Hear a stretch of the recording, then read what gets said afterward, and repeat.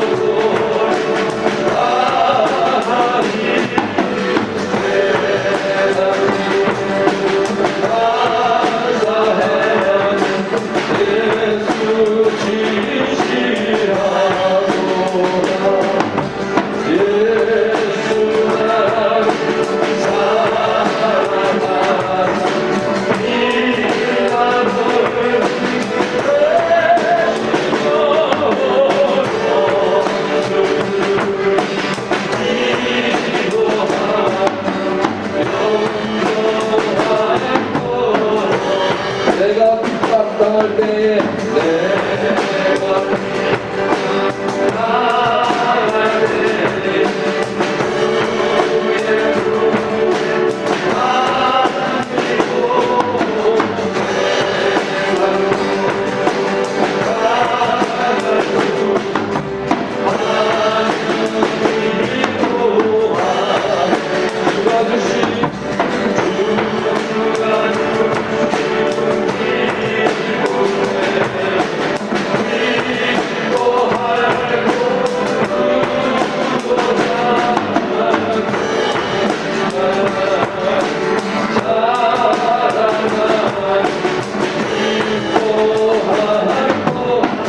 주먹으로 당했으니 나도 근육 당하리.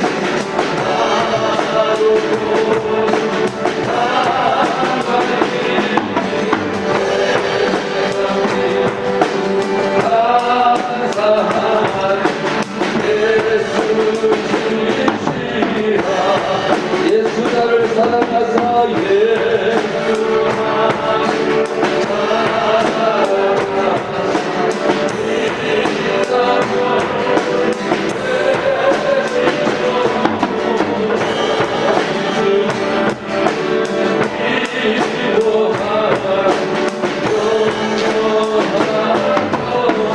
내가 핍박당했으니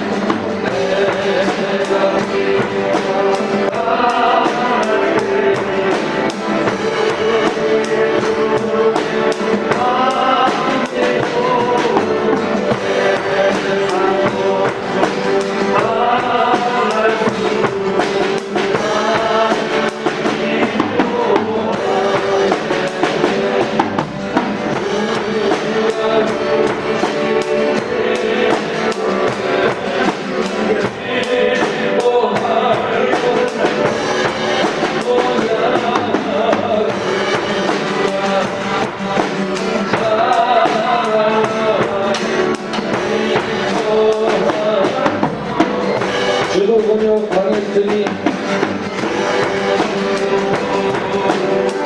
나도 공역 당하리.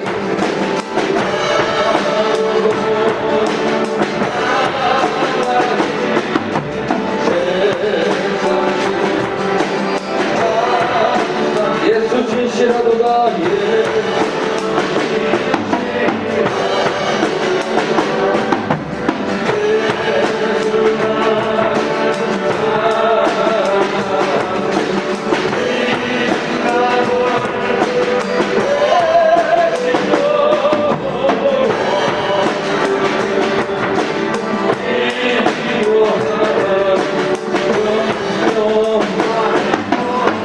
주도 공역 당했으니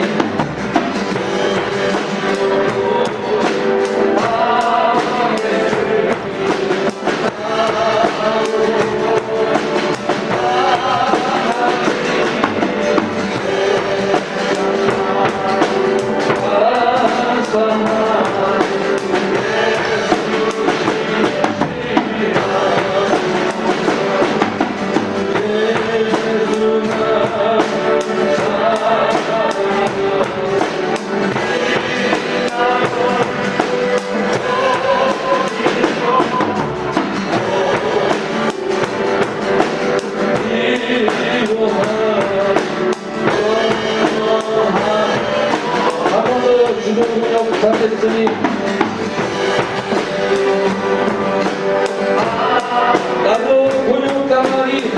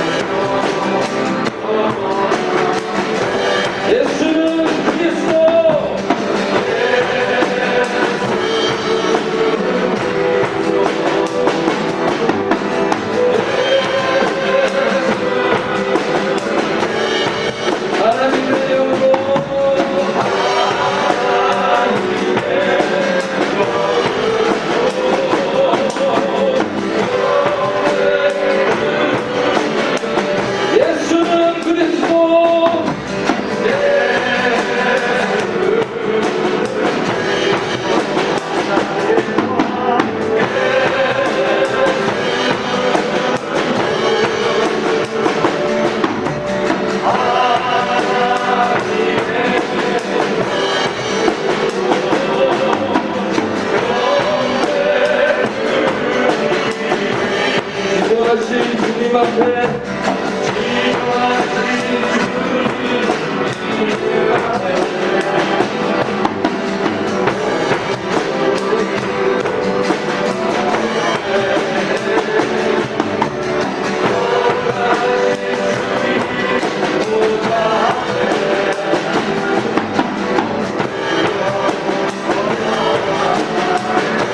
아멘. 예수는 그리스도.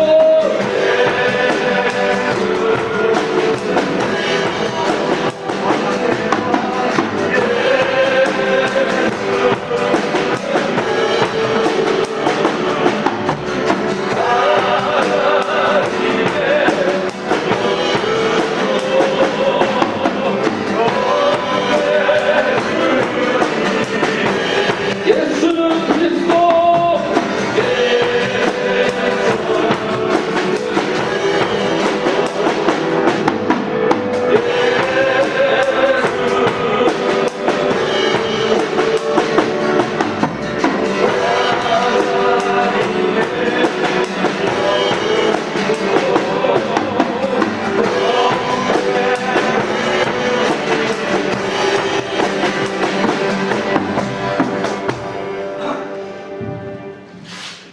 집사람 다니는 교회는 좌석이 400석이에요.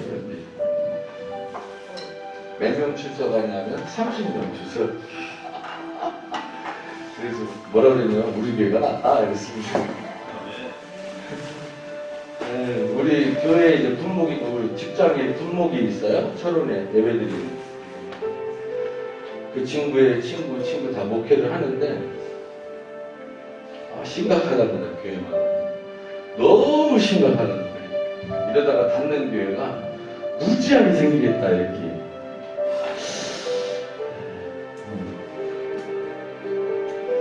요새는 종교 단체라고 안 하고 뭐라고 합니까? 종교 집단 이렇게 합니다. 듣기 싫어요. 우리 다시 시작합시다. 기도하면서 우리가 더 겸손하게, 더 지혜롭게, 더 사랑으로 이 사순절기간을 통해서 우리들의 삶이 변화되기를 소망합니다. 이웃을 사랑하며 그들 위해 기도하며 또 말만 전도하는 게 아니라 우리 삶으로 전도하는, 우리 믿음의 삶으로 다시 거듭나는 시간이 되기를 소망합니다. 이를 위해서 다시 한번 기도하는 시간 갖기를 원합니다. 예수의 이름으로 나는 일어서리라.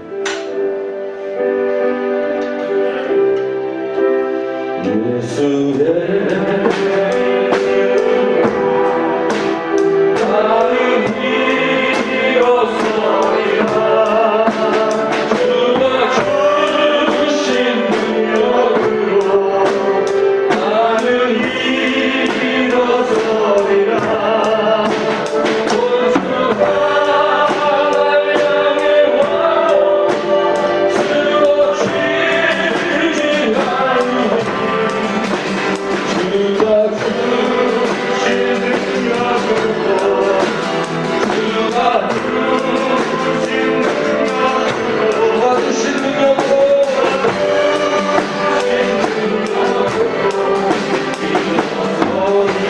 한 번만 더 합니다. 예수의 이름으로.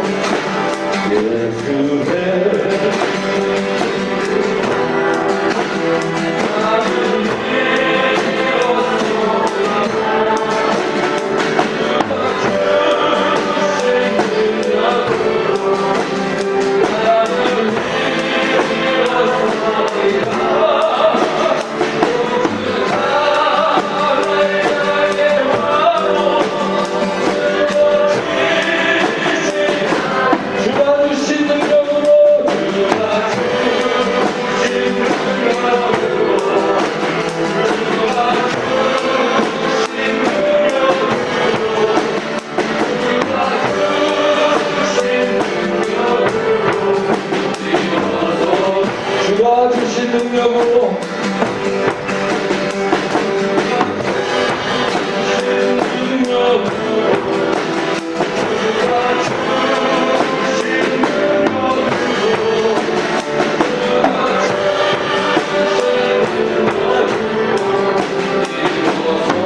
우리 함께 기도하는 시간 갖겠습니다.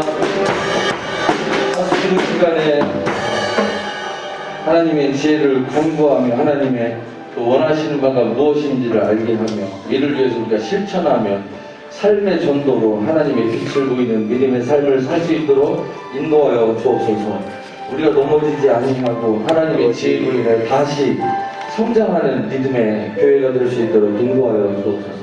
세상 가운데 소금과 빛의 역할을 감당하는 교회가 되도록 우리 기도하는 시간 갖도록 하겠습니다. 하나님 아버지 감사합니다. 아멘. 우리 가운데 역사하시고 평가하시고 우리를 인도하셔서 하나님의 사랑으로 섬기시다. 하나님 이 어려운 때에 우리에게 지혜 주시고 성령을 주셔서 하나님의 능력으로 우리가 세상 가운데 빛을 발하며 아버지의 소금의 역할을 감당하는 믿음의 삶을 살 수 있도록 주님께서 축복하여 주시옵소서. 우리 교회 가운데 하나님 아버지 성령의 부흥이 일어나게 하소서. 하나님의 세상 가운데 믿음의 반석 같은 교회가 될 수 있도록 인도하여 주옵시고 예수님의 입성하신 날마다 성장하는 하나님 영광 될 수 있도록 주님 축복하여 주옵소서. 고난 주간 한 주간을 기억하게 하시고 예배로 나아가는 저희들에게 주시옵소서.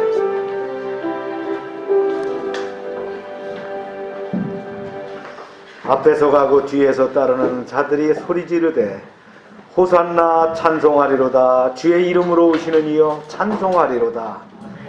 오는 우리 조상 다윗의 나라여 가장 높은 곳에 호산나 하더라. 아멘. 다 같이 일어나셔서 찬양 드립니다.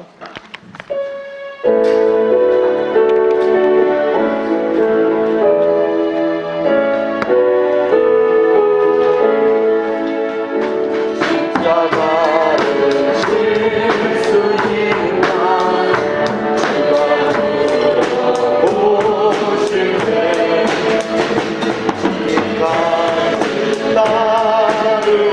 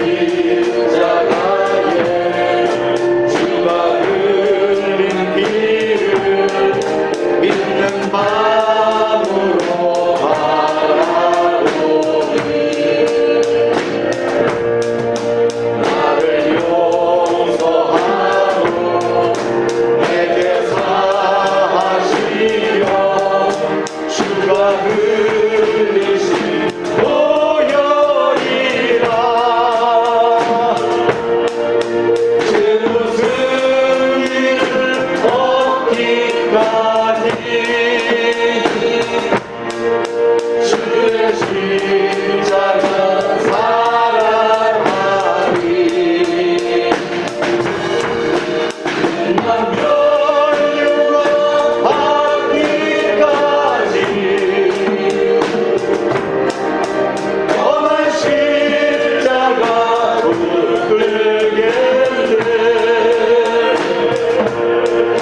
주님께 위하신 나의 본향집에 나를 부르신 그날에는 영광 중에 계신 우리 주와 함께 내가 죽도록 충성하리. 죄로 승리를 얻기까지 주의 십자가 사랑하리. 난 멸류관 받기까지 험한 십자가 붙들겠네.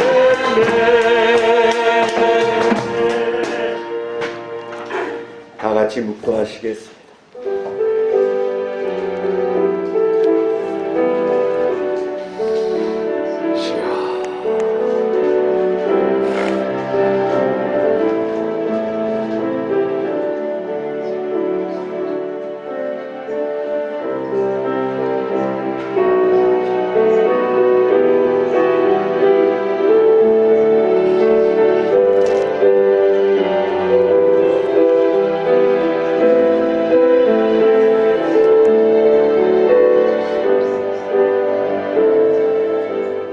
여호와께 감사하라. 그는 선하시며 그의 인자하심이 영원함이로다. 이제 이스라엘은 말하기를 그 인자하심이 영원하다 할지로다. 이날은 여호와께서 정하신 것이라. 이날에 우리가 즐거워하고 기뻐하리로다. 여호와여 구하옵나니 이제 구원하소서. 여호와여 우리를 구하옵나니 이제 형통하게 하소서.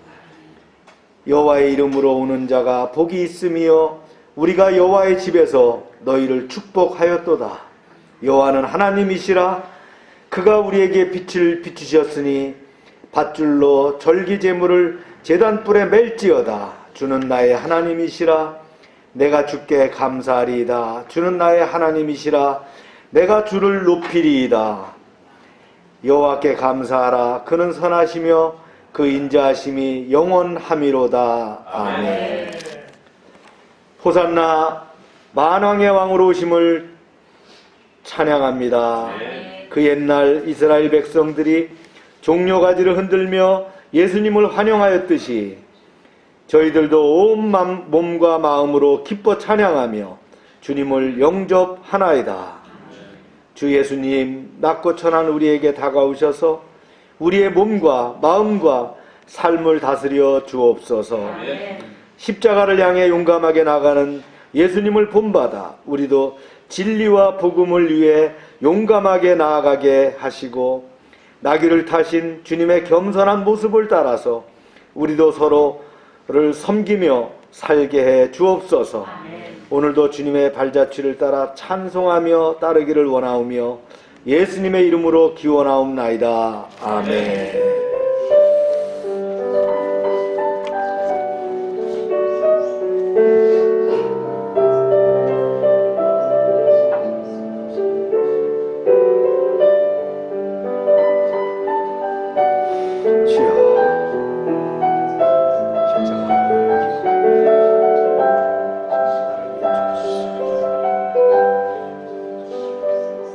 전능하사 천지를 만드시는 하나님 아버지를 내가 믿사오며 그 외아들 우리 주 예수 그리스도를 믿사오니 이는 성령으로 잉태하사 동정녀 마리아에게 나시고 본디오 빌라도에게 고난을 받으사 십자가에 못 박혀 죽으시고 장사한 지 사흘 만에 죽은 자 가운데서 다시 살아나시며 하늘에 오르사 전능하신 하나님 우편에 앉아 계시다가 저리로서 산자와 죽은 자를 심판하러 오시리라. 성령을 믿사오며 거룩한 공예와 성도가 서로 교통하는 것과 죄를 사해 주시는 것과 몸이 다시 사는 것과 영원히 사는 것을 믿사옵나이다. 아멘. 자리에 앉으시기 바랍니다.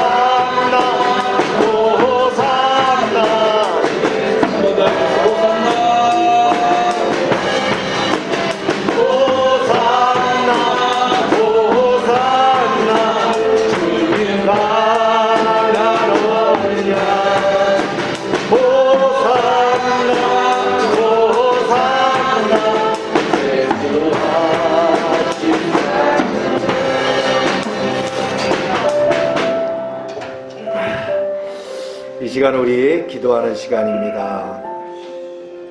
오늘 종료주일입니다. 주님이 맞은 나머지 한 주간을 고난받으셨던 주간을 기억하면서 우리가 드리는 예배입니다.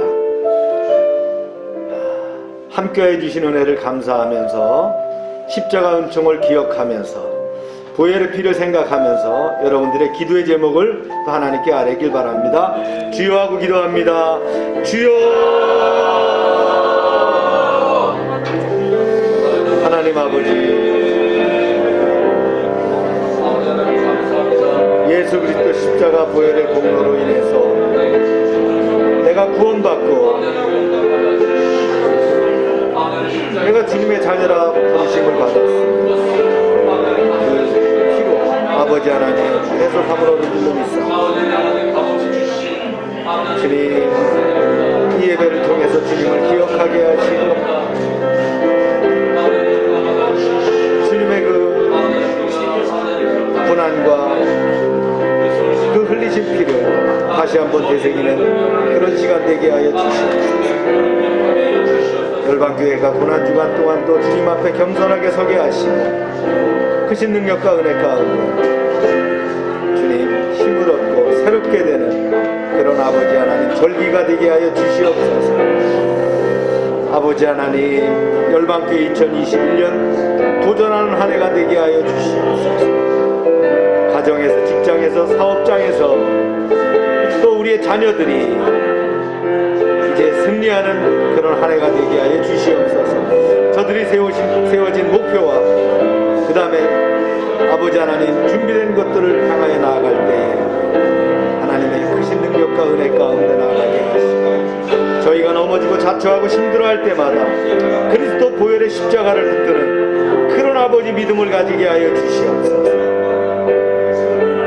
약한 나로 강하게 하신 주님을 찬양합니다. 눈먼 날 볼 수 없게 하신 주님을 찬양합니다. 이 시간 성령의 기름 부으심으로 함께하여 주시옵소서. 감사합니다. 영광 받아 주시옵소서. 사랑의 하나님 아버지, 저희를 내계자로 세워주시고 불러주셔서 예배하게 도와주시니 감사드립니다. 종료주일에 주님의 고난을 통해서 저에게 베풀어 주신 속죄와 구원의 은총을 또한 감사드립니다. 하나님, 그 사랑에 살면서 하나님의 축복 속에 살면서도 깨닫지 못하고 우리의 믿음이 없음으로 인해 일어난 시기와 탐심과 비판, 질투, 때로는 우리의 모습이 비겁했던 모습을 고백합니다. 십자가의 보혈로 용서하여 주시옵소서. 우리를 위해 고난당하시고 모욕과 고통을 당하신 주님을 사랑합니다. 우리의 허물과 죄악 때문에 십자가에서 찔림과 상하심을 당하신 주님 감사드립니다. 주님의 십자가를 더 가까이 기억하게 하여 주시고 왕이신 주님을 높여드리는 삶이 되게 하여 주시옵소서. 아버지, 주님의 사랑을 때를 따라 돕는 일을 살아가지만 사람의 힘으로는 피할 수 없는 코로나가 주는 전염병으로 아픔을 겪는 시대에 살아가고 있습니다. 주님, 이제는 긴 코로나의 끝도 하나님의 능력으로 믿으며 소망합니다. 우리의 삶 속에서도 코로나 같은 어려움이 있습니다. 주님, 사업장과 가정에서 여러 가지 어려움으로 강약을 지나는 가정과 또한 사업장과 개개인이 있습니다. 주님, 그때마다 십자가를 기억하게 하여 주시고 놀라운 능력을 경험하는 시간이 되게 하여 주시옵소서. 목숨을 바쳐 교회를 사랑하신 하나님 아버지, 예수님의 그 사랑으로 교회가 이 지역사회를 품게 하여 주시고 사랑과 위로를 베푸는 교회가 되게 하시며 아버지, 특별히 열방교회 양육을 받는 청소년들에게 성령 충만케 하여 하셔서 구원의 확신의 기쁨을 양육받게 하여 주시고 예수님의 성품을 닮아갈 수 있는 신실하게 성장하는 성수이 되도록 인도하여 주시옵소서. 주님, 고난주간 특별기를 통하여서 우리가 예수 그리스도의 십자가를 붙들게 하시고 또한 다음 주에 있을 대면 신방과 비대면 신방을 통하여서 가정마다 은혜를 받게 하여 주시고 가정의 형편을 회복시켜 주시옵소서. 성령 충만케 하여 주시옵소서.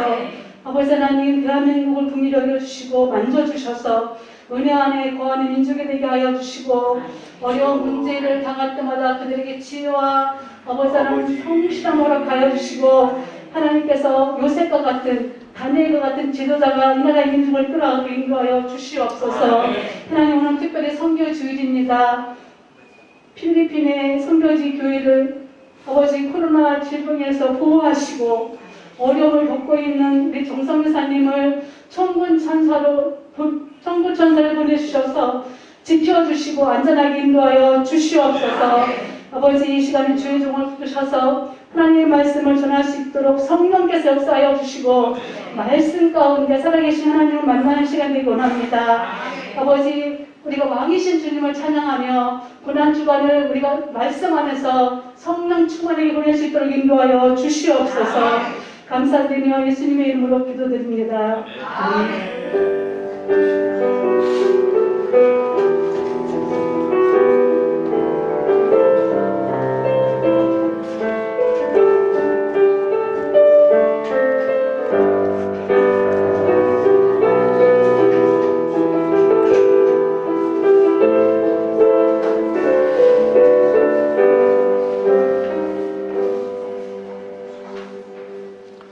광고 시간입니다. 가정예배 잘 드려주시고, 오늘은 종료주일이고 다음 주일은 부활주일입니다. 오늘 또 3월 선교주일입니다.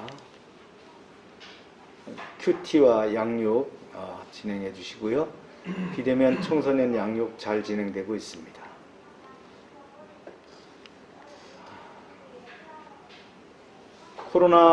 지금 코로나 상황은 아마 2주 더 연장돼서 이렇게 사회적 거리두기가 운영되고 있습니다. 지침을 잘 따라야 될 것 같고요. 비대면 신방 계획했는데 대면해달라고 이렇게 요청이 있어서 필요하신 분들은 제가 방문해서 또 신방할 수 있도록 하겠습니다. 네, 지역아동센터 사항들이고요. 공동체 사항들.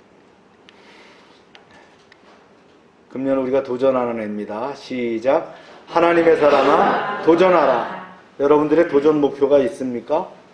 목표만 있으면 안 되겠죠. 무엇을 해야 될 것인가, 실행 계획도 있어야 됩니다. 그래서 한 해 진짜 말씀과 믿음 가운데 도전하고 또 승리하시기를 축복합니다. 오늘 말씀은 부활절 말씀인데 갈라디아서 2장 20절 한 절 말씀입니다. 시작.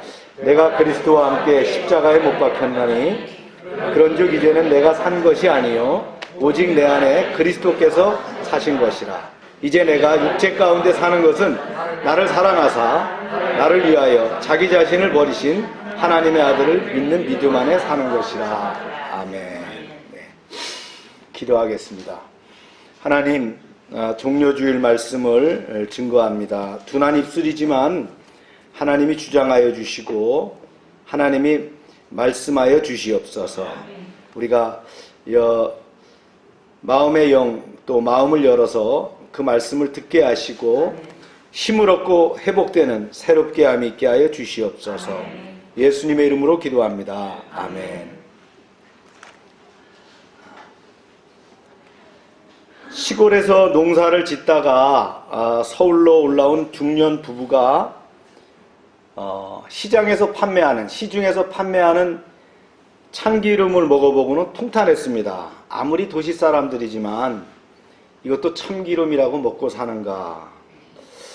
시중에 유통되는 가짜 내지 저질 참기름에 혀를 찼던 이 부부는 바로 오랫동안 시골에서 참깨 농사를 짓던 사람들이었어요. 그들이 보기에는 도회지에 사람들이 참기름이랍시고 먹는 그 기름이 참 너무나 어이가 없었어요.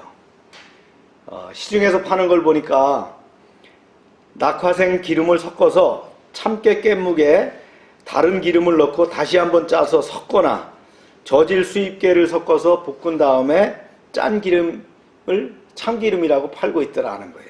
그래서 진짜 토종 참깨로 참기름을 짜서 다른 그 다른 기름과 거의 같은 가격으로 한번 판매를 해보자. 이런 많은 사람들이 참기름의 진가를 알고 우리 가게를 이용할 것이다. 이익을 박할지 모르지만 신용을 한번 지켜보자 이런 생각을 해서 가게를 냈습니다. 그 결과 어떻게 됐을까요? 몇 달 후에 문을 닫고 말았어요. 바로 그 집 참기름 맛이 이상하다 하는 소문이 난 거예요.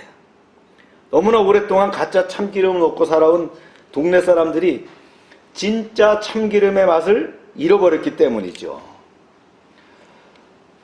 오늘날 성경의 참된 복음의 진리는 이들 부부가 시장에 내놓은 참기름과 같은 대접을 받고 있다는 것을 우리는 시사합니다.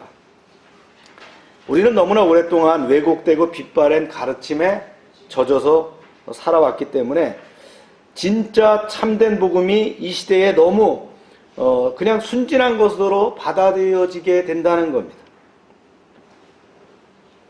많은 그리스도인들은 그들의 관심은 우리를 향한 하나님의 요구가 무엇인가 보다는 우리가 필요로 하는 것을 기독교 신앙이 줄 수 있는가 이렇게 다가간다는 거죠. 오늘날 빛바랜 십자가 신앙은 이러한 위기를 말해주고 있습니다. 오늘은 어떤 날이라고요? 종려주일이라고 합니다. 팜스 선데이. 여기서 종려주일이라는 종려는 뭐죠? 종려나무를 얘기하는 거예요. 종려나무는 우리가 쉽게 뭐예요? 우린 뭐 이렇게 잘 모르죠. 우리 쪽에는 잘 없는 것 같아요. 대추야자를 얘기합니다. 그래서 이걸 말려서 먹으면 굉장히 달고 아주 맛있는 거예요. 그래서 팜스 선데이라고 하는 건 종려주일이다. 예수님께서 십자가 죽음을 위해서 예루살렘으로 입성한 날을 기념하는 절기입니다. 그러니까 예수님께서 나귀를 타시고 예루살렘에 입성하실 때 많은 사람들이 종려나무 가지를 꺾어서요 호산나 찬송을 불렀어요. 그래서 이 날을 뭐라고 하느냐? 종려주일이라고 한다. 부활주일 하루 전 주일이고요. 이제 내일부터 뭐가 시작됩니까? 고난주간이 시작되게 된다. 오늘 설교는 종려주일과 고난주간 예수님의 행적을 되새기고 예수님의 십자가 예수님을 십자가 죽음에 이르게 한 그 범인이 누군가를 통해서 십자가 구원의 은혜를 다시 한번 나누는 그런 시간이 되기를 바랍니다. 예수님의 이 세상에서의 마지막 한 주간, 이게 이제 종려주일과 고난주간인데요. 이 행적을 이제 살펴보려고 성경을 찾아보니까 사복음서에 조금씩 다르게 이렇게 기록되어 있어요. 이것을 이제 이렇게 맞춰보면은 뭐가 돼요? 입체적으로 조명이 되게 돼 있죠. 근데 참 아쉬운 거는 우리가 종려주일을 2000번 이상 지냈어요. 그렇죠? 그런데도 예수님의 한 주간의 행적이 잘 정리된 자료를 제가 찾아볼 수 없더라는 거예요. 제가 금요일, 토요일 쭉 그것을 이제 사복음서를 정리하면서 정리한 내용은 오늘 이제 말씀을 나누고, 일부 말씀을 나누고, 그 다음에는 이제 십자가 범인에 대해서 좀 나누도록 합니다. 여러분 좀 지금 말씀을 집중해서 들어주시고요. 프리젠테이션을 좀 보시면서 해야 쭉 진행됩니다. 예수님의 그 한 주간은 무슨 날 해서 간단하지 않습니다. 그렇게만 정리되어 있는데 사실은 상당히 방당한 양이거든요. 첫째 날이 뭐예요? 종려주일. 예수님께서 겸손히 제자들이 빌린 어린 나귀를 타시고 예루살렘에 입성하셨어요. 스가랴 9장 9절에 나오는 거죠. 백성들이 호산나 찬송하리로다 주의 이름으로 오시는 이여 다윗의 자손이여 나사렛에서 온 선지자여 이스라엘의 왕이여 이렇게 이제 호산나 찬양을 했습니다. 예수님께서 이제 예루살렘 성 가까이까지 오셨어요. 그리고 성을 보시고 갑자기 우셨어요. 예루살렘의 멸망의 원인은 뭐예요? 하나님이 찾아오시는 그때를 그들이 알지 못했기 때문에 너무 안타까워서 우셨다. 이게 이제 첫 번째 날이라면 이제 두 번째는 월요일이지요. 아침에 일어나서 시장하신 예수님께서 이른 아침 무화과 나무에서 열매를 찾으려고 했는데 열매가 없어요. 입만 무성한 거예요. 그래서 이 나무를 저주하심으로 무화과 나무가 말려버렸던 그 이야기죠. 이 무화과 나무를 통해서 뭘 얘기하셨어요? 대제사장과 지도자들과 유대교 장로들, 또 유대인들, 바리새인들, 사두개인들을 향한 예수님의 경고와 책망의 메시지가 여기에 담겨 있다는 거예요. 예루살렘 성전에 들어가십니다. 가서 예수님께서 성전에 장사하는 자들과 돈 바꾸는 환전상들을 꾸짖으시고 성전에서 쫓아내십니다. 이 노끈으로 채찍을 만드셔서 그냥 화를 내시면서 쫓아내 버리셨어요. 그러면서 뭐라고 했어요? 하나님의 성전은 기도하는 집이다 말씀하셨죠. 이때 이제 최대의 명절인 유월절을 맞이했기 때문에 예루살렘에 많은 순례객들이 왔어요. 많게는 100만 명까지 온다는 거예요. 이때 이제 헬라인들 중에서, 헬라계 유대인들 중에서 빌립에게 부탁해서 예수님을 만나게 되는 사건이 있습니다. 그런데 예수님께서 그들에게 자신의 세상에 온 목적을 가르쳐 주시고 자신이 세상에 오신 목적을 이룰 때가 됐다는 것을 선언하시게 됩니다. 이건 잘 우리가 얘기하지 않는 건데 제가 이제 성경을 맞추다 보니까 이렇게 나오는 거예요. 이어서 예수님은 이사야서를 인용합니다. 그래서 유대인들의 불신앙에 대한 경고를 다시 한번 이렇게 말씀하십니다. 근데 사실 예수님이 이제 호산나 찬송을 받으시면서 들어오셨을 때 많은 사람들이 예수님이 메시아라는 걸 믿었어요. 근데 그걸 드러내질 못해요. 왜냐하면 예수님을 이단으로 규정한 바리새인들에 의해서 자기네들도 출교당할까 봐 자기 신앙을 당당히 드러내지 못하는 그런 모습이었어요. 따라서 이제 요한복음에 나오는 내용인데 사람의 영광을 하나님 영광보다 더 사랑하는 자다. 사람의 영광을 더 사랑하는 자다. 이렇게 성경은 기록하고 있습니다. 이제 3일째 예수님은 예루살렘 성 안에서 머물지 않으시고 늘 어디 나가셨어요? 외곽으로 나가셨어요. 아마 베다니로 나가지 않으셨는가 이렇게 예측이 됩니다. 아침에 무화과 나무가 마른 것을 베드로가 발견하고 묻습니다. 이게 이렇게 어떻게 하면 이렇게 마르게 됩니까? 예수님 말 한마디 하셨는데, 그러니까 믿으라 그랬죠. 기도하고 믿으면 다 된다 이렇게 말씀하시는 그 대목에 나오고요. 그 다음에 이제 성전에서 제사장과 서기관들, 장로들이 예수님의 권위에 대해서 따집니다. 왜요? 그 전날 뭘 하셨어요? 성전을 정화하셨잖아요. 그거에 대한 그럴 권한이 예수에게 어떻게 있느냐 이렇게 이제 문제를 제기했다라는. 이제 이에 대해서 두 아들의 비유를 통해서 유대 지도자들을 책망합니다. 두 아들은 어떤 아들이에요? 큰 아들한테 포도원에 가서 일을 해라 그러니까 네 해놓고는 안 가는 거예요. 둘째 아들은 일해라 그러니까 아니요 해놓고 가서 일했다는 거예요. 이제 이걸 비유로 말씀하셨고요. 이어서 이제 아들의 죽임을 당한 포도원 주인의 비유를 얘기합니다. 뭐예요? 포도원을 만들고 망루를 짓고 포도원을 잘 지켜주라고 얘기했어요. 때가 돼가지고 소출이 거둘 때가 돼서 이제 세를 받으러 가 보냈더니 어떻게 해요? 종들을 두드려 패고 쫓아보냈죠. 결국 누굴 보냅니까? 아들을 보냈더니 야 잘됐다. 이는 상속자니까 죽이면 다 우리 거 될 거야. 그래서 죽인 얘기. 이 얘기를 예화를 드는 거예요. 이거 누구를 얘기하는 거예요? 유대교 지도자들을 얘기하는 거예요. 유대교 지도자들이 예수님을 죽일 것을 암시해서 얘기하는 거예요. 예수님이 또 혼인잔치 비유를 얘기합니다. 잔치를 벌려놓고는 막 사람들을 다 갖다 모여 앉히죠. 그런데 뭐 한다 그래요? 나는 밭을 샀다, 나는 소를 샀다 말이죠. 바쁘다 뭐 다 이렇게 도망간 그런 얘기를 이제 비유로 말씀하시는 얘기가 나와요. 그 다음에 예수님의 말씀을 책잡으려고 바리새인과 세롯 당원들이 와서 세금 논쟁을 벌입니다.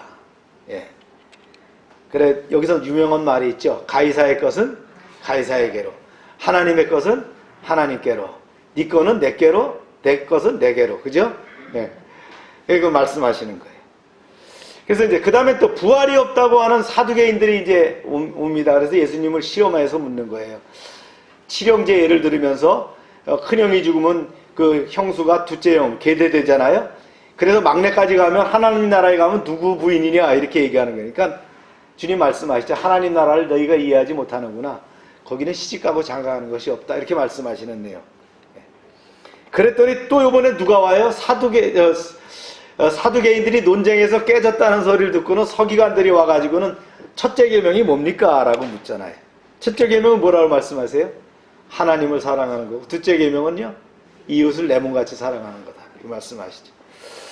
이번에 또 누가 와요? 바리새인들이 또 오는 거예요. 와갖고는 메시아는 다윗의 자손인가 이렇게 물었어요. 그랬더니 시편에 말씀하신 것처럼 다윗이 그리스도를 주라고 청했는데 어찌 메시아가 다윗의 자손이겠느냐 이렇게 얘기하시는 내용이 나옵니다.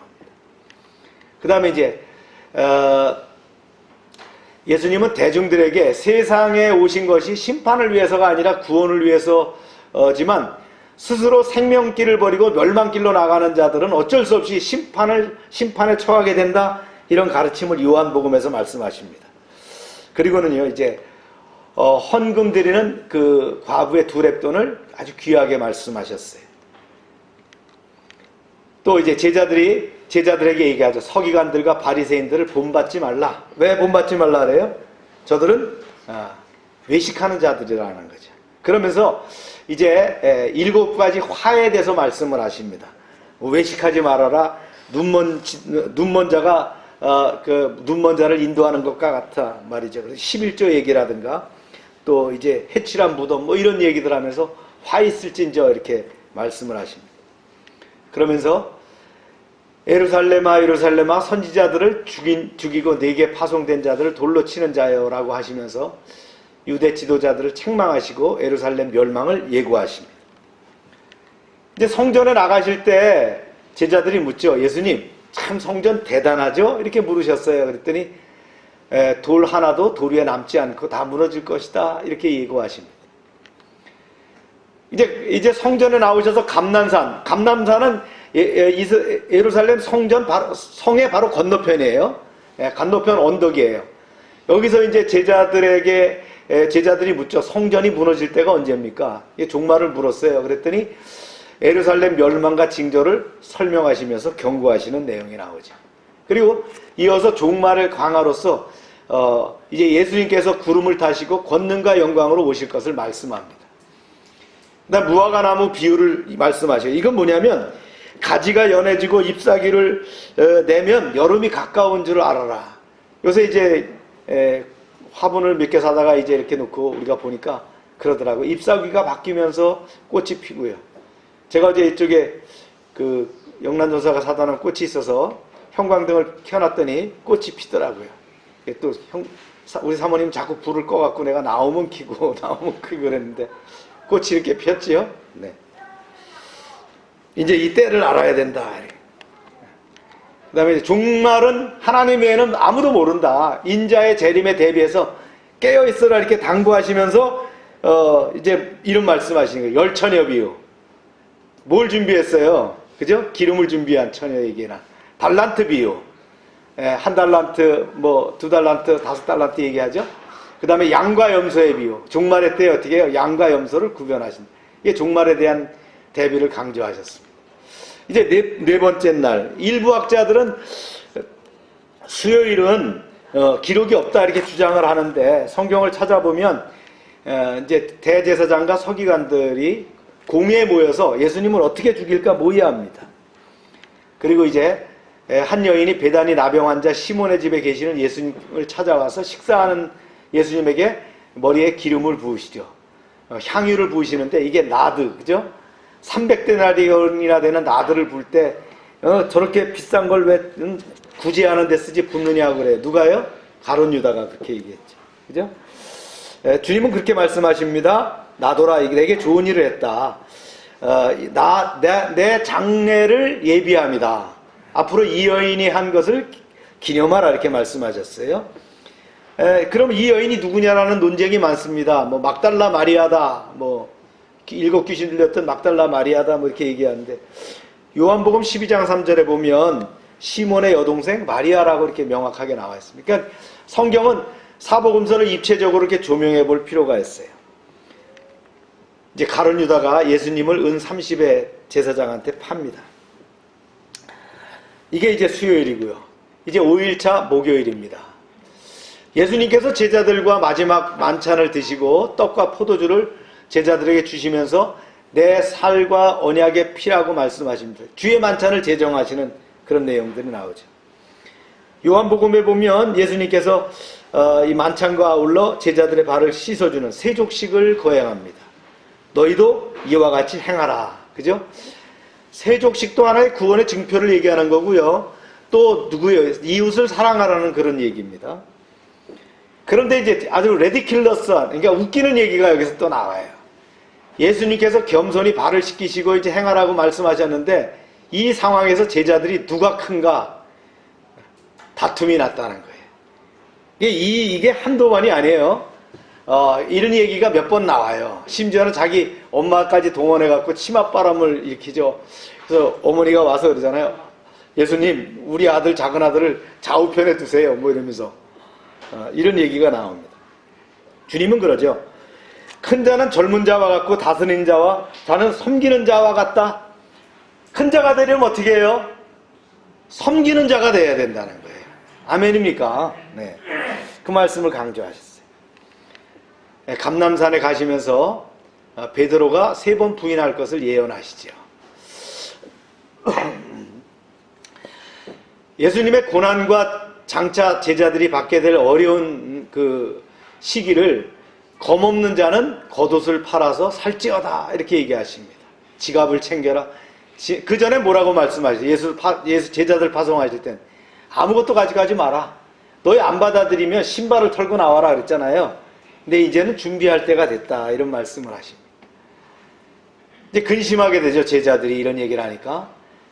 그때 말씀하시는 게 뭐예요? 내가 곧 길이요 진리요 생명이니 라고 말씀하시면서 나를 사랑하면 계명을 지키라. 그러면서 뭘 얘기하셔요? 보혜사 성령을 보내겠다. 보호하시고 은혜를 베푸시고 가르쳐주시는 성령을 보내시겠다 이렇게 말씀합니다. 그러면서 이제 뭘 얘기합니까? 유명한 포도나무와 가지의 비유를 말씀하셔요. 그죠? 나는 포도나무요 너희는 가지니 붙어 있어야 된다는 거예요. 네. 그리고 이제 어떻게 합니까? 예수님의 그 긴 기도가 이제 요한복음 17장에 나옵니다. 제자들을 보존해 주시고 하나 되게 해주세요 라고 이렇게 기도하는 내용이 나옵니다. 그래서 이제 금요일 됩니다. 자, 우리가 여기서 이제 좀 주목해야 될 건 뭐냐면 이스라엘의 하루라는 건 언제예요? 저녁부터 그 다음 저녁까지 얘기하는 겁니다. 그러니까 목요일 날 저녁이 되면은 뭐가 돼요? 금요일로 넘어가는 거예요. 아시겠죠? 예. 그걸 이제 우리가 기억해야 돼요. 왜 금요일이 이렇게 되느냐. 이제 겟세마네 동산에서 이제 기도하시게 되죠.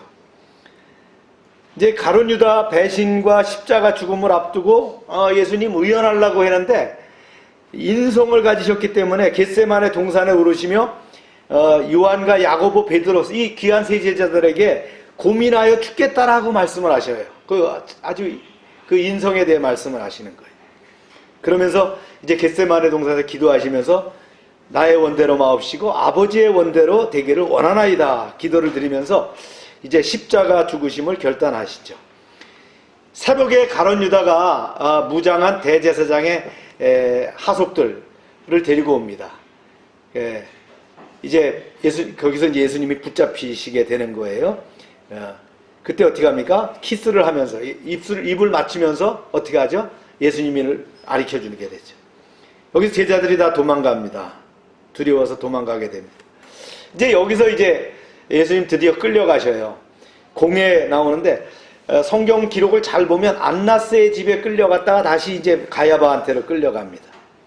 그리고는 이때 베드로가 예수님의 예언대로 이때 가룟 유다가 예수님이 정죄됨을 보고는 스스로 이제 목을 메어 죽게 됩니다. 그리고 베드로가 어떻게 합니까? 3번 예수님을 배반하는 사건이 나오죠. 그러니까 대제사장들이 이제 또 서기관들이 절차에 따라서 헤롯 왕이잖아요. 왕에게 데려가서 예수님을 고발합니다. 그리고 다시 이제 빌라도 총독관저로 데려가서 빌라도에게 재판을 받게 하시는 거예요. 그러니까 하룻밤에 저녁부터 시작해갖고 하룻밤을 꼬박 세우고 체포될 때부터 두드려 맞으시고 끌려가갖고 여기 끌려가 저기 끌려가 그죠? 안나스한테 갔다가 가야바에 갔다가 다시 헤롯한테 끌려갔다가 다시 빌라도의 법정에 갔다가 여기서 재판을 받으셔요.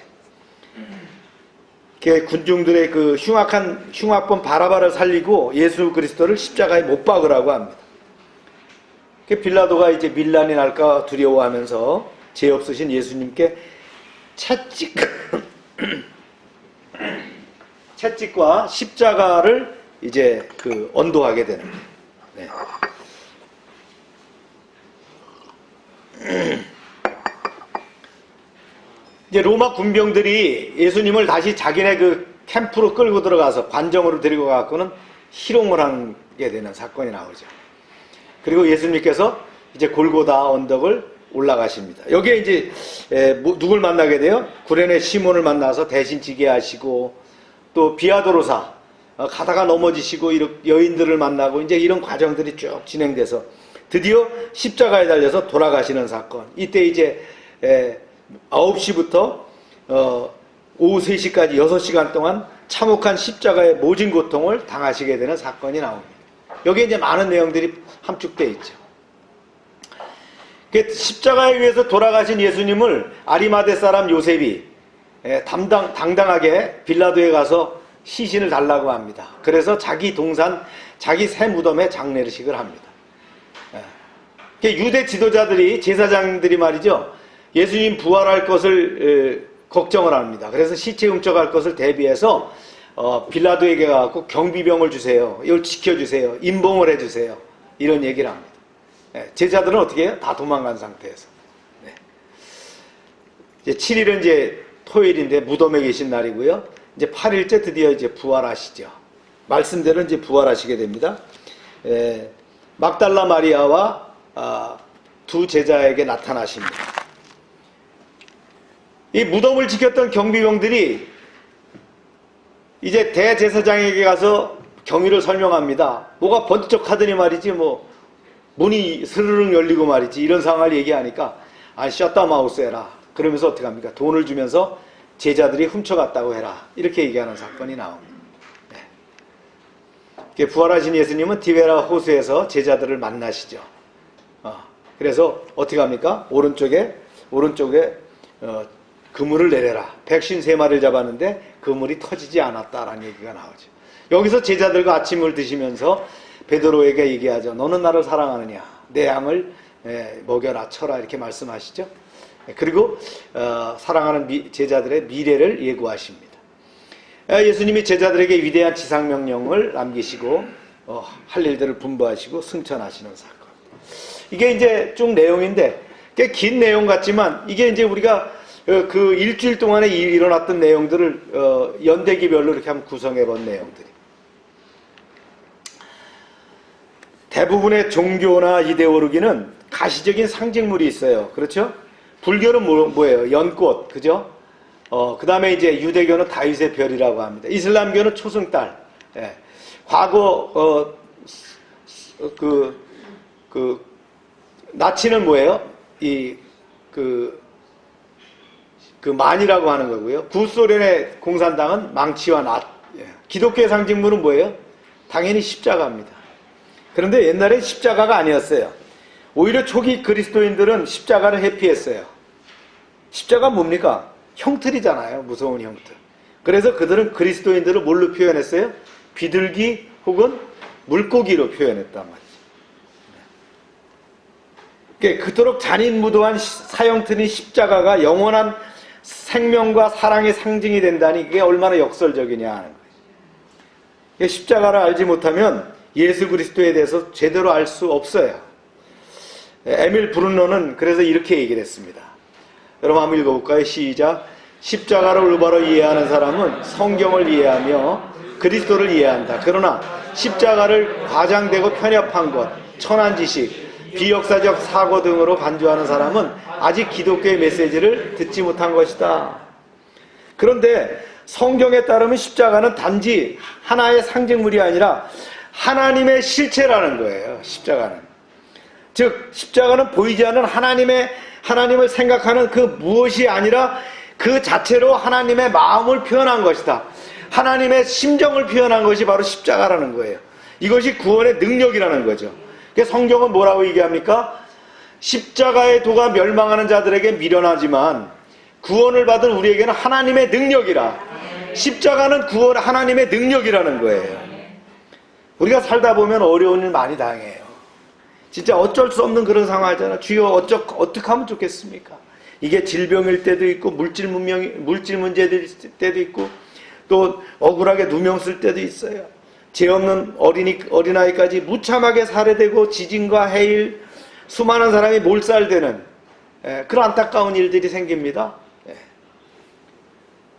이처럼 도저히 받아들일 길 없는 시련과 배신, 사고와 죽음이 세계 곳곳에서 있지만 또 내 이웃, 내 주변에서 이런 일들이 끊임없이 일어나고 있어요. 해결책 없어요. 이것이 시시때때로 다가와요. 바로 이때 삶의 한계를 넘어서 신비를 경험하게 하는 것이 뭐예요? 우리에게 십자가라는 거예요. 그게 바로 하나님의 능력이잖아요. 십자가 자체가 우리에게 미스테리한 한계 상황을 넘어서 더 큰 신비가 되는 거예요. 그래서 극한 상황이 지속될지라도 더 이상 한계를 느끼지 않도록 하는 것이 뭐예요? 이 십자가, 이것이 바로 신비로운 십자가라는 거예요. 요컨대 십자가는 세상이 어쩔 수 없게 하는, 어떻게 해요? 불가항력적인 하나님의 능력이더라는 거예요. 십자가는 상징이 아니라 뭐예요? 실체라는 거예요. 하나님의 능력으로 우리에게 딱 어떻게 해요? 다가서 와 있고 우리에게 주셨다라는 거예요. 아멘입니까? 과연 누가 십자가에 예수님을 못 박았는가? 예수님께서 십자가에 달려 돌아가시는 날로 돌이켜서 사건의 전모를 살펴보면요, 성경에 쭉 나와 있잖아요. 누가 어땠다 누가 어땠다 오늘 쭉 얘기가 다 나왔어요. 빌라도, 그 다음에 처형을 집행한 로마 군인들, 그 다음에 처형을 요청한 제사장들, 몰래 예수님을 팔아버린 가룟 유다, 누가 범인이야 이거예요. 그 빌라도가 예수님을 죽였느냐? 빌라도는 예수님의 그 무죄를 인정하면서도 어떻게 해요? 정치적인 문제 때문에 예수님을 넘겨줄 수밖에 없었어요. 그러면서도 끝까지 살인의 책임을 모면해보라고 여러 가지 시도를 합니다. 하지만 결국에는 사형 집행의 최종적인 결정자가 됩니다. 그 책임을 면할 수가 없어요. 그래서 성경에 뭐라고 돼 있어요? 이렇게 얘기하는 거예요. 그들이 큰 소리로 제측과의 십자가에 못 박기를 구하니 그들의 소리가 이긴지라. 군중의 소리가 이겼어요. 빌라도가 그들이 구하는 대로 하기를 언도하고 그들에게 요구하는 자 곧 밀란과 살인으로 말미암아 옥에 갇힌 자를 놓아주고 예수는 넘겨주어 그들의 뜻대로 하게 하니라 그랬잖아요. 빌라도는 양심의 소리를 저어버렸어요. 그 아내가 꿈을 꾸고요, 당신 절대 오늘 그 사람한테 해코지하면 안 돼. 내가 어제 꿈을 꿨는데 너무 힘들었어. 그런데 어떻게 해요? 당장 정치적으로 말이죠, 밀란이 일어날까봐 걱정해서 양심을 팔아버렸다. 그래서 기독교에서 신앙 고백을 할 때, 사도신경을 고백할 때마다 끝없이 주님의 뭘로요? 범인으로, 그죠? 십자가 범인으로 우리가 고발을 당하고 있다는 거. 이런 불행을 초래하게 됐다는 거. 보세요. 본디오 빌라도에게 고난을 받아서 십자가에 못 박혀 죽으시고, 오늘도 했잖아요, 우리가. 그러면 제사장들이 예수님을 죽였다. 사실 빌라도보다 한 발 앞선 것이 제사장들이죠. 유대교의 최고의 기득권층들입니다. 이스라엘 민족을 이끌어가는 그런 지도자들이에요. 그들에게 신앙을 지키려는 순수한 열심과 열정이 있었다고 가정한다면 문제는 더욱 심각한 거예요. 뭐예요? 하나님이라고 종이라고 자처하는 자들이, 진리를 지키는 지도자라고 하는 자들이 눈앞에 오신 하나님을 알아보지 못했다라고 하는 무지가 발각된 거란 말이에요. 유대인들은 아직도 자기네가 예수님을, 그러니까 메시아를 죽였다라고 인정하지 않아요. 예수님은 메시아가 아닌 한 사람의 선지자일 뿐이다 라고 얘기하는 거예요. 그거 인정하지 않는 거예요. 제사장들은 사전 모의를 통해서 빌라도에게 예수님을 넘기고 군중을 성도해서 십자가형을 요구했어요. 주님은 제사장들의 행동을 이렇게 평가합니다. 이게 빌라도에게 한 얘기예요. 나를 넘겨준 자의 죄는 더 크다, 이렇게 말씀하셨어요. 그럼 가룟 유다가 죽였냐? 가룟 유다는 오늘날까지도 배신의 아이콘입니다. 그죠? 예수님의 사랑을 받는 제자였던 그가 우정을 가장한 입맞춤으로 예수님을 하속들에게 넘겨줬어요. 돌이켜보면 성경에 이렇게 얘기하고 있어요. 말씀하실 때에 시작.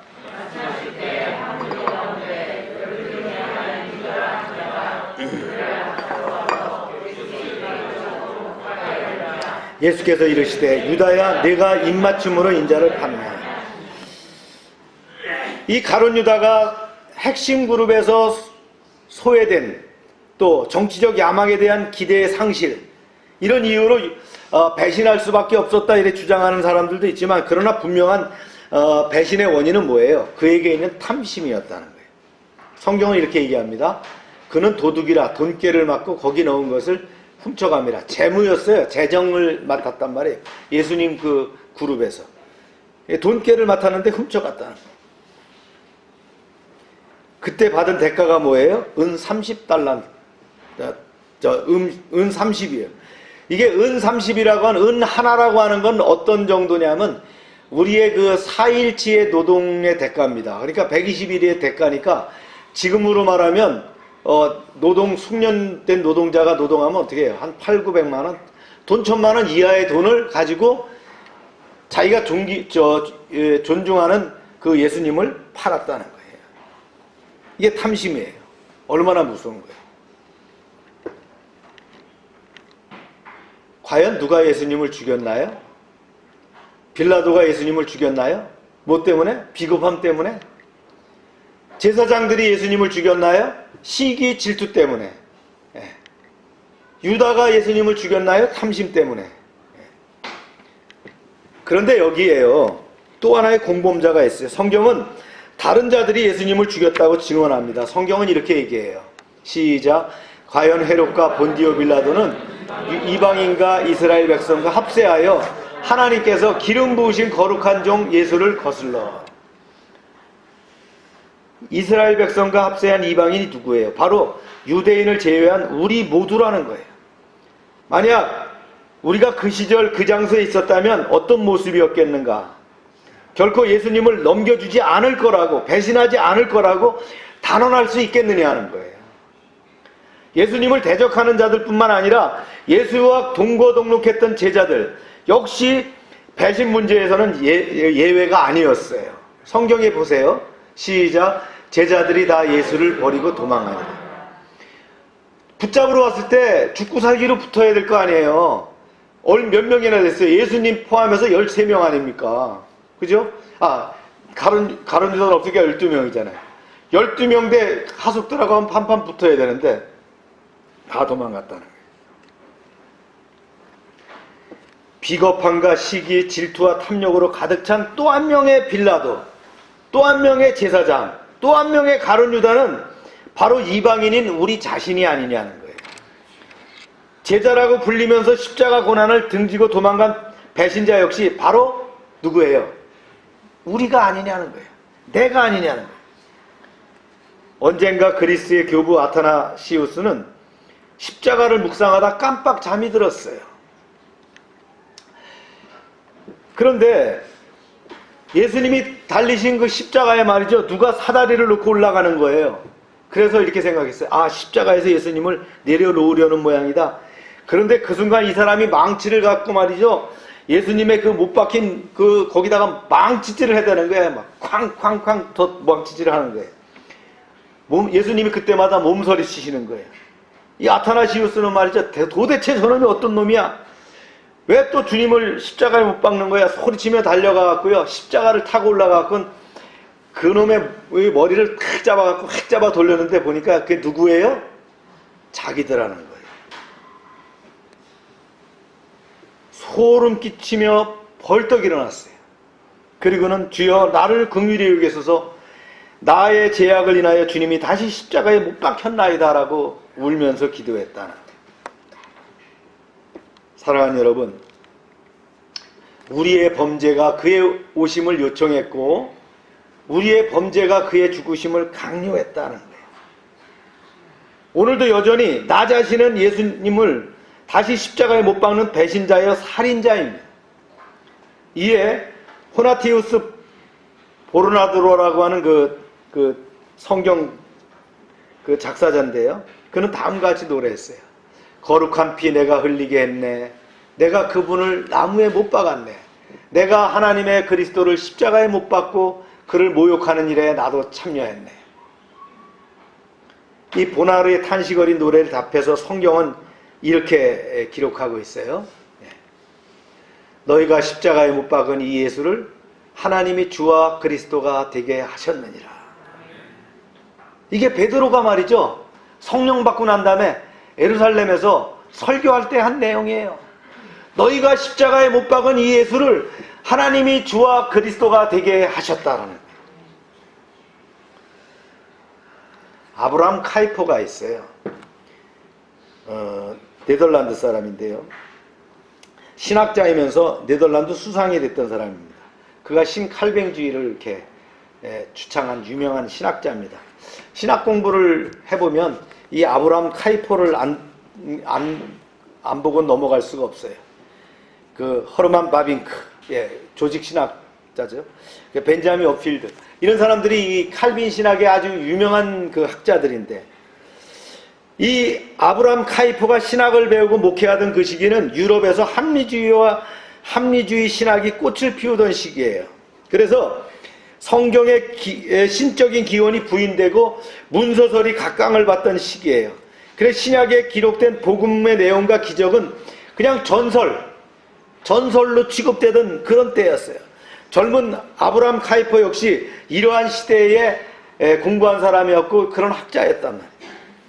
아브라함 카이퍼는 자기가 목회하던 교회에서 당대 지성인들이 많았는데요. 그들에게 이제 설교하고 이렇게 목양을 했어요. 그것은 뭐예요? 사실 복음의 씨앗 대신 합리주의라고 하는 그 모래로 가득 찬 그런 설교였어요. 카이퍼가 설교를 마친 어느 날 한 노파가 말이죠, 다가와서 얘기했어요. 목사님, 오늘 참 설교 유익했습니다. 근데 제가 부탁이 하나 있어요. 다음 주에는 십자가 설교를 좀 해주세요. 그래 그냥 대답도 않고 카이퍼가 웃으면서 지나쳤어요. 뭐 그렇게 얘기할 수 있으니까. 뭐 자기가 하는 그 설교 가운데 늘 십자가가 있으니까. 그 다음 주에도 또 얘기하는 거예요. 그래 결국은 아이고 한번 하긴 해야 되겠네. 그래서 이제 십자가 설교를 하기 위해서 성경을 다시 본 거예요. 제가 연구했듯이 이렇게 십자가를 다시 연구했단 말이에요. 고난주간을 연구했다. 거기에서 큰 영적인 각성과 깨달음을 갖게 됩니다. 그는 결국 합리적이고 인본주의적인 신학을 버리고 칼빈주의로 돌아서게 되는 거예요. 십자가 신학으로 돌아서게 되는 거예요. 범인에 대한 추적은 아직 끝나지 않았어요. 예수님의 십자가 죽음 앞에서 우리는 엄청난 반전을 목격합니다. 그것은 뭐냐면요, 하나님이 예수를 죽였다는 거예요. 하나님이 예수를 죽였다는 거예요. 이 모든 사건의 진실에는 누가 있어요? 하나님이 있더라는 거예요. 예수께서는 순종해서 자발적으로, 정확한 의도는 의도적으로 십자가를 향해 가셨던 거예요. 이것이 죽음의 길인 줄을 알면서도 묵묵히 그 길을 가셨던 거예요. 무엇 때문에 그러셨을까요? 거기에는 멈출 수 없는 사랑이 있더라는 거예요. 성경은 이렇게 말합니다. 하나님이 세상을 이처럼 사랑하사 독생자를 주셨으니, 또 말씀하시죠. 인자가 온 것은 섬김을 받으려 함이 아니라 도리어 섬기려 하고 자기 목숨을 많은 사람의 대성물로 주려 함이니라. 예수님 말씀하신 거예요. 또 말씀하시죠. 나는 선한 목자라. 선한 목자는 양들을 위하여 목숨을 버리거니와. 예수 그분을 누가 죽였나요? 빌라도가 죽였나요? 배신자 가룟 유다가 그랬나요? 그 시대의 기득권자 제사장들이 그랬나요? 사랑하는 여러분, 내가 예수님을 십자가에 못 박았습니다. 성부 하나님께서 성자 예수를 십자가에 죽이셨습니다. 어느 날 우리 그 우편함에 전도지가 꽂혀 있는 것을 발견했어요. 그 하트 모양의 그 전도지는 아주 인쇄비가 많이 들었는지 꽤 아름답게 아주 총천연색으로 인쇄된 거였어요. 종이도 예쁘고 모양도 예쁘고. 근데 그 전도지 제목이 뭔지 아십니까? 행복하시렵니까? 했어요. 그 한 장을 넘겨보니까 한쪽 면에 뭐라고 돼 있냐면 행복해지는 비결 이렇게 돼 있어요. 그러면서 뭐라고 돼 있냐면 부제로 행복에 이르는 10계명. 첫 번째가 뭐냐면요, 햇빛을 많이 쬐세요. 두 번째가요, 맑은 생수를 드세요. 세 번째가 양질의 소금을 섭취하세요. 운동을 뭐 하세요. 그 10번째에 있습니다. 10계명이니까 예수를 믿으세요. 그 글을 읽는 순간 제 마음속에 울컥 치밀르는 것이 있었어요. 언제부터 예수 그리스도께서 생수에 끼어 팔리셔야 했는가? 복음이 소금의 사은품처럼 소개되고 있는가라는 분노가 있었다. 복음에 대한 확신을 잃어버리고 있는 요즘 세태를 반영하는 것 같아서 참 마음이 아팠어요. 오늘날 십자가 복음에 대하여 가지고 있는 교회의 태도는 내가 복음을 부끄러워하지 아니하노니 이 복음을 모든 믿는 자들에게 구원을 주시는 하나님의 능력됨이라. 첫째는 유대인에게요, 또한 헬라인에게로다. 로마서 1장 16절이죠. 이 사도 바울의 고백과 너무 거리가 멀더라는 거예요. 1956년입니다. 미국 사회를 벌컥 뒤집히는 사건이 발생했어요. 명문 휘튼 대학교를 수석으로 졸업한 짐 엘리엇과 그들의 친구들, 네이트를 포함한 5명의 젊은이들이 남미 아우카족에게 복음을 증거하기 위해서 미션 트립을 갔어요. 그런데 거기서 몰살당했어요. 이로 인해서 미국 전역이 들끓었어요. 이들입니다. 이게 짐 엘리엇과 그 친구들이. 한 언론이 대서특필에서 썼어요. 이게 무슨 낭비냐? 이게 무슨 낭비야? 이렇게 한 거예요. 이 전도 창창한 청년들이 너무 허망해 죽었는데 이게 무슨 낭비야? 이렇게 썼단 말이에요. 그러나 낭비는 여기서 끝나지 않았어요. 이 살해된 이들의 그 아내 엘리자벳, 아내들이 이제 그 뜻을 쫓아서, 남편의 뜻을 쫓아서 아우카 그쪽 마을에 들어갑니다. 여기서 엘리자벳은 이제 당시 이 무슨 낭비냐라는 기사를 썼던 그 기자에게 남편 엘리엇이 말이죠, 휘튼 대학교 다니면서 썼던 일기장을 보여줍니다. 그 일기장에 이런 내용이 있어요. 영원한 것을 위해 영원하지 못한 것을 버리는 사람은 어리석다고 하지 말라. 나는 오래 살기를 원하지 않습니다. 오직 주님만을 위해서 풍성한 삶을 살게 하여 주옵소서. 엘리엇과 동료들을 창으로 찔러 죽인 5명 아우카족은 마침내 예수 그리스도를 다 영접했습니다. 4명이 목사가 되고요, 1명이 전도자가 됩니다. 한편 네이트 선교사의 아들 스티브 네이트, 우리나라에도 왔었어요. 이제 이가 선교사가 돼서 아우카족을 위해서 일하기 위해서 그곳에 갔어요. 그때 아버지를 죽였던 그 5명의 살인자들이 와서 세인트에게 죄를 고백합니다. 그리고 순교자를 찔러 죽였던 창을 건네줍니다. 세인트가 그들을 용서하고 그들에게 침례를 베풀고 함께 여생을 보냅니다. 이제 이것이 이제 영화로 나왔던 것이 2006년도 End of the Spear라고 하는 그 영화입니다. 여러분들 볼 기회가 있어 한번 보시기 바랍니다. 세상의 이치와 해법으로는 도저히 풀 수 없는 이 불가사의한 상황을 어떻게 이해할 수 있겠습니까? 이 고귀한 낭비 다 어떻게 설명할 수 있겠어요? 스코틀랜드 침례교 목사였던 그 오스왈드 챔버스, 아주 책을 많이 썼던 분이다. 하나님의 낭비벽을 이렇게 설명하고 있어요. 오늘날 세상은 경제와 전략의 개념으로 가득 차 있다. 이러한 개념은 하나님으로부터 온 것이 아니다. 하나님께서는 주의 사랑의 속성에 따라 우리를 향해 무한한 낭비를 치르신다. 지금도 하나님께서는 우리를 위하여 끊임없이 태양을 지고 뜨게 하신다. 이 얼마나 큰 낭비인가. 하나님의 눈앞에 보이는 것에도 많은 꽃들과 새들과 짐승들이 있다.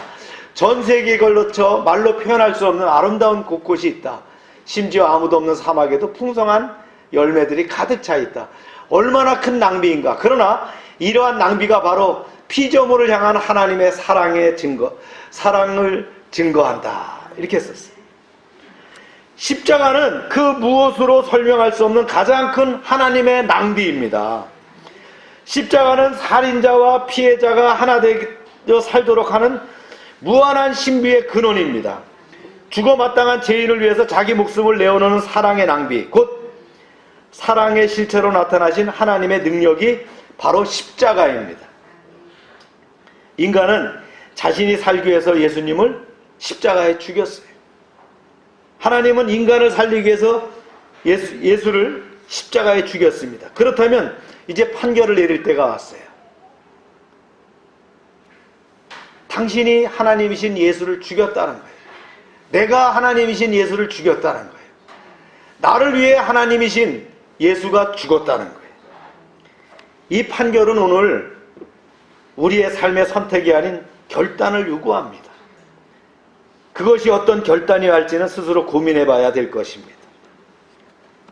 우리 오늘 말씀으로 끝을 맺습니다. 다 같이 한번 읽어볼까요? 시작. 내가 그리스도와 함께 십자가에 못 박혔나니 그런즉 이제는 내가 산 것이 아니요 오직 내 안에 그리스도께서 사신 것이라. 이제 내가 육체 가운데 사는 것은 나를 사랑하사 나를 위하여 자기를 버리신 하나님의 아들을 믿는 믿음 안에 사는 것이라. 고난주간 십자가와 함께 여러분 승리하시길 바랍니다. 기도합시다. 참 좋으신 하나님, 종려주일 예배를 드리게 하심을 감사합니다. 고난에 주님의 행적을 되새기게 하심을 감사합니다. 이번 고난주간 가운데 주님의 십자가 사랑을 체험하는 시간이 되게 하여 주시옵소서. 주님이 지신 십자가는 하나님의 능력입니다. 그 고통이 사랑으로 변하여 큰 은혜가 되고 새로운 생명을 낳게 되었습니다. 오늘 말씀을 통해 십자가 사건의 범인이 나 자신임을 알게 하셨습니다. 하나님은 엄청난 낭비를 하시며 우리를 구원하시기를 원하셨습니다. 우리는 자신이 살기 위해 예수님을 십자가에 죽였고 하나님은 우리를 살리기 위해 예수님을 십자가에 죽이셨습니다. 그 귀한 사랑을 우리가 이어갈 수 있도록 허락하여 주옵소서. 이제는 내가 산 것이 아니요 오직 내 안에 그리스도께서 사시는 것이라는 고백과 함께 나를 위하여 보혈을 흘리신 예수님을 믿는 믿음 안에 영원히 살기를 소원합니다. 코로나로 주의 만찬을 함께하지 못하는 아쉬움이 있습니다. 빨리 코로나를 종식시킬 수 있도록 도와주옵소서. 우리를 안전하게 지켜주시고 우리의 사업을 풍성하게 지켜주옵소서. 청소년 양육과 훈련을 시작해서 오늘이 이제 3번째 시간입니다. 참여하는 이들이 풍성한 은혜를 체험하게 하옵소서. 코로나 상황에 이제 대면 또는 비대면 신방을 진행합니다. 언택트 상황이라 할지라도 성령께서 함께 하셔서 가정과 사업장에 복이 넘치게 하여 주시옵소서. 코로나19가 우리의 신앙을 방해하지 못하도록 지키시며 2021년 도전하는 우리의 목표 가운데 하나님이 도우심이 함께하여 주시옵소서. 아름다운 봄꽃들의 향연이 펼쳐지는 희망찬 봄을 만끽하며 주님의 크신 사랑을 기억하고 부활의 소망을 맞이하게 하여 주시옵소서. 예수님의 이름으로 기도하옵나이다. 아멘. 다 같이 일어나셔서 우리 찬양합니다.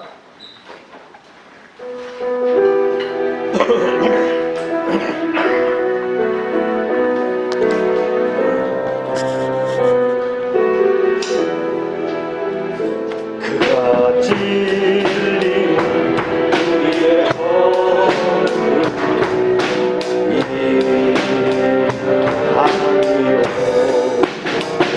그가 사함은 우리의 죄악을 이해함이라. 그가 징계를 받음으로 우리가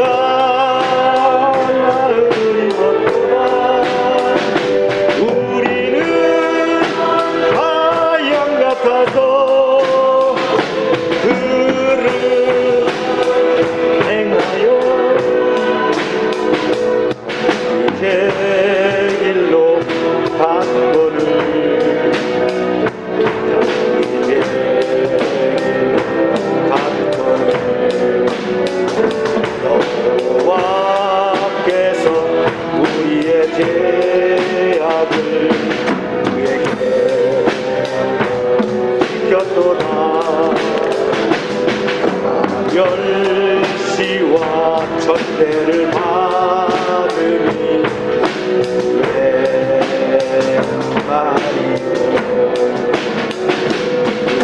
주 한복 사악한 죄악도 없으리라. 그가 조롱을 받음으로 우리가 귀함을 입었도다. 우리는 다 양 같아서 그를 행하여 내 길로 갔거늘.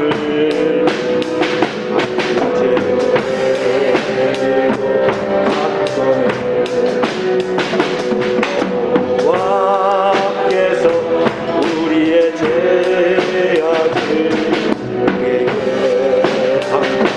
시켰도다. 채찍에 맞음으로 나음을 입었도다. 주님, 우리의 약한 몸, 우리의 질병을 치료하여 주시옵소서. 건강한 몸으로 이 땅에 사는 동안 주님께 영광 돌리는 삶이 되게 하여 주시옵소서. 예수 이름으로 명령하노니 질병은 떠나갈지어다. 병의 근원은 마를지어다. 주님, 우리를 보존케 하시고 깨끗게 하여 주시옵소서. 건강한 몸으로 영광 돌리게 하여 주시옵소서. 날마다 넘치게 하시는 아버지 하나님의 은혜에 감사드리며 저희들에게 주신 물질을 구별하여 하나님의 것을 하나님께 드립니다. 10의 1조를 드릴 때에 약속의 말씀대로 저들의 가정과 사업장이 차고 넘치게 채워주시옵소서. 황충을 금하여 주시고 저들의 기업이 더욱더 왕성하게 하여 주시옵소서. 여러가지 제목대로 주정은금, 감사은금, 약정은금, 선경금을 드립니다. 주님, 100배로 응답하는 역사가 있게 하여 주시옵소서. 이제 하나님 말씀을 듣고 그 명령을 지켜 행하는 하나님의 백성을 축복하사 세계 모든 민족 위에 뛰어나게 하여 주시옵소서. 하나님의 말씀을 순종하면 모든 복이 그대로 우리에게 미칠 줄로 믿습니다.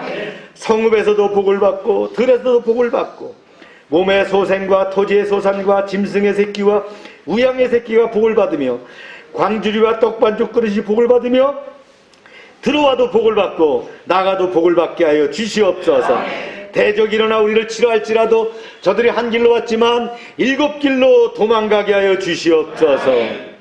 하나님, 우리를 위하여 하늘의 아름다운 보고를 열으사 우리의 땅에 때를 따라 비가 내리게 하시고 우리의 손으로 하는 모든 일에 복을 주셔서 많은 사람들에게 구워주며 나누게 하시고 이제 머리가 되고 꼬리가 되지 않게 하시며 위에만 있게 하시고 아래에 있지 않게 하여 주시옵소서.